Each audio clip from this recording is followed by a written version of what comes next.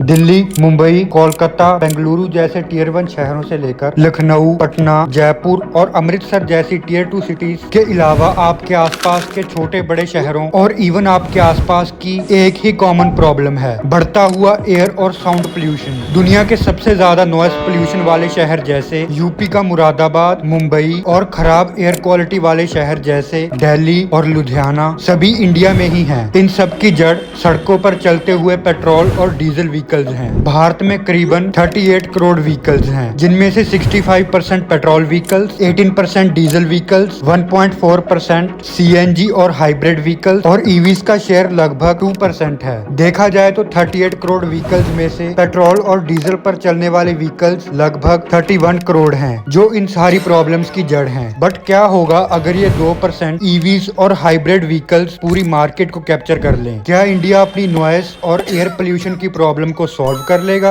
या फिर रियलिटी इससे कम्प्लीटली डिफरेंट है? आइए जानते हैं। ईवीज की बात करें तो आज की डेट में ऐसा होने भी लग रहा है। फिगर्स बताते हैं कि 2025 की शुरुआत तक ईवी मार्केट 2% से 6% तक जंप कर गई है और 2030 तक इंडिया की 30% व्हीकल्स इलेक्ट्रॉनिक होंगी। बट क्या ईवीज एक अच्छी ऑप्शन होंगी? सबसे पहले इंडिया में प्रेजेंट डे ईवी मार्केट को समझते हैं। ईवीज के नाम पर इंडिया में 1.97 मिलियन न्यू रजिस्ट्रेशंस हुई हैं, जिनमें तकरीबन 1.15 मिलियन टू व्हीलर्स हैं, 0.70 मिलियन थ्री व्हीलर्स और तकरीबन 1 लाख के आसपास फोर व्हीलर्स रजिस्टर हुए हैं। 93% ऑफ ईवी मार्केट में सिर्फ टू व्हीलर्स हैं। इस टू व्हीलर मार्केट को भी मेनली चाइनीज मेड स्कूटर्स ही डोमिनेट करते हैं, जिनकी क्वालिटी काफी खराब होती है, जिनके बैटरी लीक होने के हादसे हम आए दिन सुन सकते हैं। रही बात थ्री व्हीलर्स की, तो थ्री व्हीलर्स के नाम पर इंडिया में सिर्फ इलेक्ट्रॉनिक रिक्शास ही बिक रहे हैं, जिन्होंने इंडिया के छोटे बड़े शहरों को इतना भर दिया है कि आए दिन नए हादसे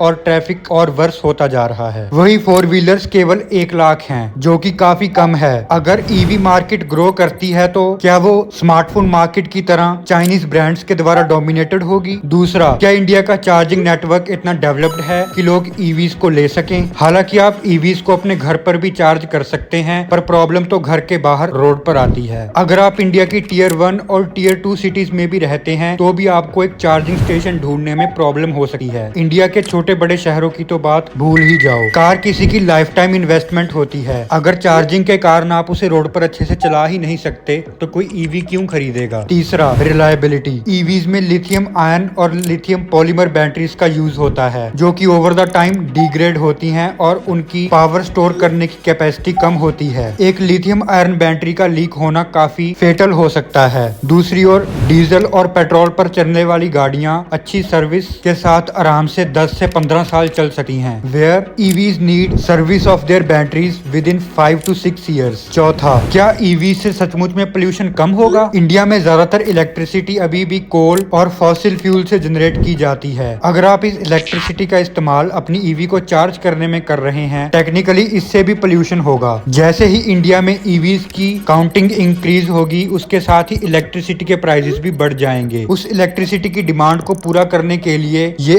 अनसस्टेनेबल सोर्सेस ऑफ एनर्जी को यूज किया जाएगा, जिससे एनवायरनमेंट को और भी बड़ा नुकसान होगा। So what is the solution? पहला, no doubt EVs are good option, but अगर आप अपनी इलेक्ट्रिसिटी प्रोडक्शन को एनवायरनमेंट को नुकसान पहुंचाकर कर रहे हो तो ईवीज पॉइंटलेस हैं। इसीलिए इंडिया को सस्टेनेबल एनर्जी रिसोर्सेज जैसे सोलर, हाइड्रो और न्यूक्लियर पावर का इस्तेमाल करना चाहिए। दूसरा, चार्जिंग स्टेशंस। इंडिया का चार्जिंग स्टेशन नेटवर्क अभी भी काफी कमजोर है। अपने आप से एक सवाल कीजिए, आपके पास एक पेट्रोल या डीजल कार है, पर अगर आपके पास कोई फ्यूल स्टेशन ना हो तो क्या आप उस पेट्रोल और डीजल कार को लेना पसंद करेंगे? वेल, नहीं ना। वही सेम प्रॉब्लम ईवीज के साथ है। अगर इंडिया का चार्जिंग नेटवर्क स्ट्रांग होगा तो लोग अपने आप ही ईवीज को लेना पसंद करेंगे। Third, public transport. No doubt अगर हम पहले की दो सॉल्यूशंस को अपना लेते हैं तो हम नॉइस और एयर पोल्यूशन को काफी कम कर सकते हैं, but traffic will still be a big problem. इसका एक ही इलाज है, इंडिया के पब्लिक ट्रांसपोर्ट को और डेवलपमेंट की जरूरत है।